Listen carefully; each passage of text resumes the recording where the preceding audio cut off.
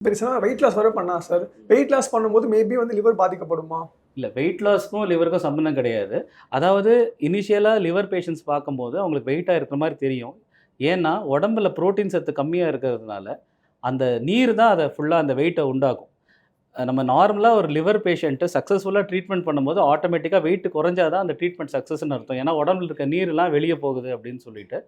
So, அதனால கூட ஒரு உடம்பு குறைஞ்ச மாரி இருக்கலாம். ஸோ, இருந்த வெயிட்லாம் உடம்புல நீர் வெயிட்டா இருந்திருக்கலாம். இன்னொன்னு ஜிம்முக்கு போனா அந்த மசில் ரொம்ப நார்மலா லிவர் பேஷண்ட்ஸ ஆக்டிவிட்டி பண்ணுங்க. மசில் ஆக்டிவிட்டி இருக்கணும்.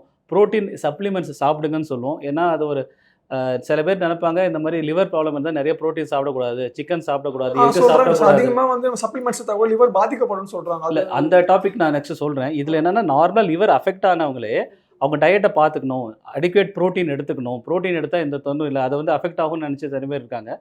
சப்ளிமெண்ட்ஸ்னால லிவர் பாதிக்கப்படுது அப்படிங்கிறது பார்த்தீங்கன்னா, அது என்ன டைப் ஆஃப் சப்ளிமெண்ட்ன்னு இருக்கு. சில பேருக்கு இடியோசின்கிரட்டிக் ரியாக்ஷன் சொல்லுவாங்க. அதாவது